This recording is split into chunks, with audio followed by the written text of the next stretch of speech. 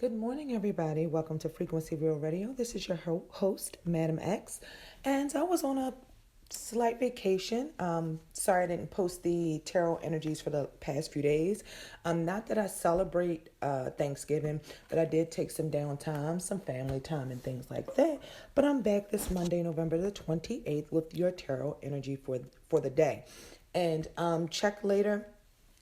I'm going to start putting out December love scopes. So I'm going to start with Virgo. I did the sex scopes, but I know everybody might not be into all of the sex and the kinky, nasty stuff. So I am going to still do a love and romance, love and relationship tarot scope for everybody for December. And I'll start with Virgo. And I'll also try to do a sex one for everybody also, because those are really fun and interesting, especially if you had some things going on in that world. And you don't have to be having, intimate relations to relate to those readings. I mean, they still can apply. You just never know what may come out.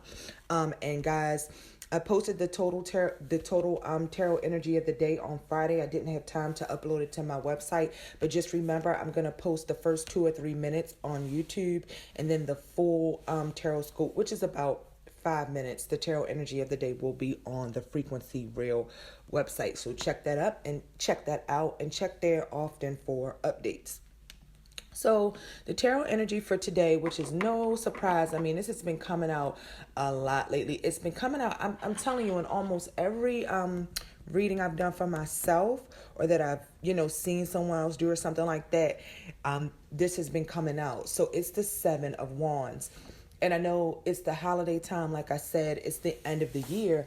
And the end of the year really symbolizes I'm trying to wrap a lot of things up, coming to a close, bringing things to a close. So a lot of times in businesses, they're trying to finish all their financials, get whatever they have to get done, and squeeze whatever they can into the budget before the new year at the end of the year. For a lot of us personally, this is a time where we try to kind of go out with a bang. I think most people, or at least I do, you like to go into the new year, the quote unquote new year, with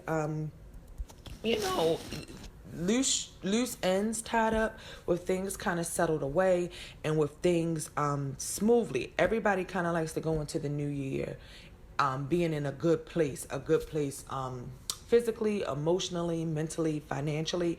I mean, just in theory, I think that's how most people kind of feel coming towards the end of the year. But in practicality, a lot of times the end of the year and the holiday times, can be, I work in healthcare for my 9-to-5 job, and a lot of times those times of year can be very depressing times of year. From what they say, the most depressing time of year for some people. It can be the most difficult time of year for some people, because if you've lost people, like me personally, I lost my dad 6 years ago. So it's around these times that I can understand that, because you really start to think about maybe family that you have, family that you don't have, family that you've lost, people that are really important to you. I mean, if you have situations going on with kids, and maybe you lost relationships and things like that, you tend to think about that more around the holiday time. So while it's a really good time and a really festive time for a lot of people, I don't think we realize, especially here in America, how many people go through a lot of strife, a lot of internal versus external struggles, and how it can be a sort of a struggle of a time for some people around the holidays. I think we just get the picture of what they push on us from, the media and the TV, of everybody buying these gifts, and everybody being in a good place, and everybody celebrating Christmas. But there are a lot of things that go on with people's lives personally and around the world that don't always fit into that picture at this time of the year as we close out the year. So today's tarot energy, the 7 of Wands.